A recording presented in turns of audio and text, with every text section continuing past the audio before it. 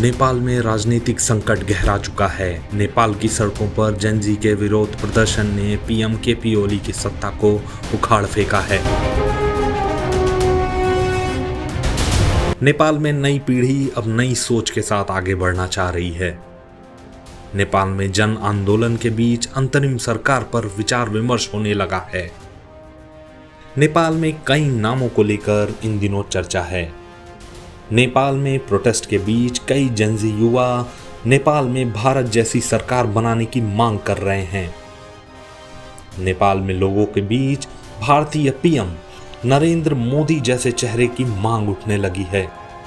नेपाल के युवाओं ने भारत के पीएम नरेंद्र मोदी जैसे नेतृत्व की तुलना करते हुए नेपाल में भी ऐसे नेता की मांग की है और कहा है कि हमें ऐसा पीएम चाहिए जो दुनिया में नेपाल का नाम आगे रख सके। सुन लीजिए, मोदी जैसा सरकार होता ना, ये नेपाल यहाँ नहीं रहता। यहाँ पे ये नेपाल सबसे आगे रहता है, विश्व का सबसे आगे रहता है। भाई नाम बता दो अपना। मेरा नाम राजन भंडारी है। राजन भंडारी कह रहे हैं कि अगर मोदी जैसा यहाँ का भी प्राइम मिनिस्टर होता तो सब कुछ बेहतर होता।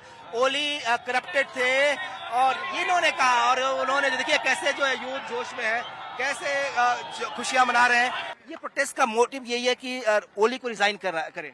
नहीं, उसको रिजाइन करने से कल जो जितने लोग मरे थे वो वापस आ जाएंगे क्या? तो क्या चाहते हैं आप लोग? वो उसे ना इसी तरह से, जिस तरह से टायर जलाया गया है ना, उसी तरह से जला देंगे ना तो वो खुश हो जाएंगे, सब खुश हो जाएंगे। इसी तरह के भी ओली को जलाएंगे ना तो सब खुश हो जाएंगे। वरना उसको रिजाइन करने से, उसने राजीनामा देने से कुछ नहीं होने वाला। कल जो लोग थे वो वापस आएंगे क्या?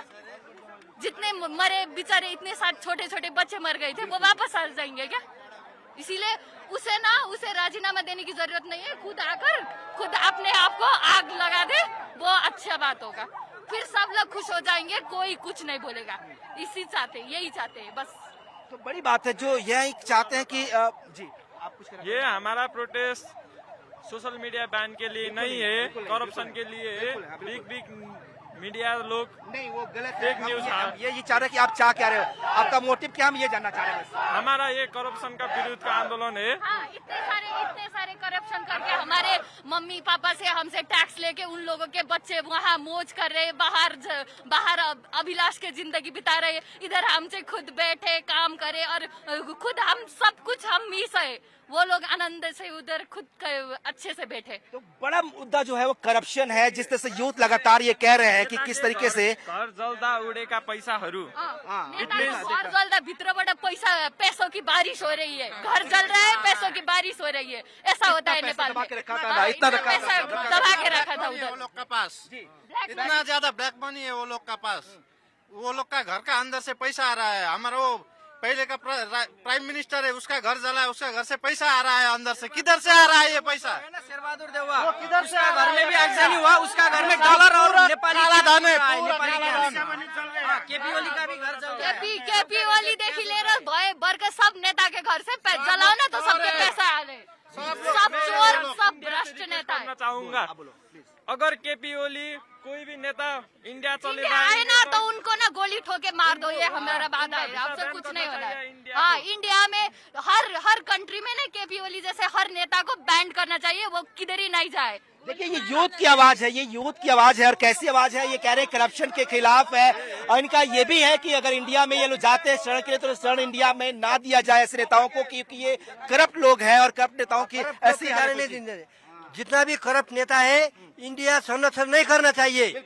इंडिया को ये सोचना चाहिए कि नेपाल हमारा मित्र देश है, यहाँ कुछ दुख होता है उसको हेल्प करना चाहिए और करप्टेड जितना भी नेता है उसको आज से नहीं देना चाहिए। बिल्कुल। तो ये देखिए आपको दिखाए चेहरे, सभी की मांग यही है कि जो ओली है वो वहाँ, ये सिर्फ रजिस्ट्रेशन से काम नहीं चलेगा कि रिजाइन करके भाग जाए और वो उससे काम नहीं चलेगा। उनको यहाँ पे सजा मिलनी चाहिए। नहीं, हर नेता को, सिर्फ ओली को ही नहीं, जो करप्टेड है सबको। आपको लगता है कि पूरी कैबिनेट करप्ट है? हाँ, सब है जो ऊपर है ना, सब किसी किसी तो पुलिस भी बहुत ज्यादा खराब है, सबको नहीं बोल सकते पुलिस को तो, पर हर पुलिस कोई तो बहुत ज्यादा खराब है इधर से, इसलिए इन सबको इधर से हटाए और वो अपने अपने जगह जाए, नए यूथ आए और देश को चलाए, हम खुश हो जाएंगे। ये जैन जी का प्रोटेस्ट का मकसद भी यही है कि नए यूथ को मौका मिले, वो पॉलिटिक्स में आए, वो अपने देश को चलाएं। ये करप्शन जिससे देश परेशान है और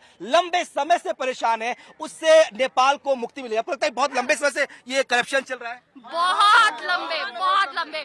अभी हम लोग तो देखते ही रह गए थे, अभी जब शुरू हुआ तब तो सब लोग बोलने लगे ना।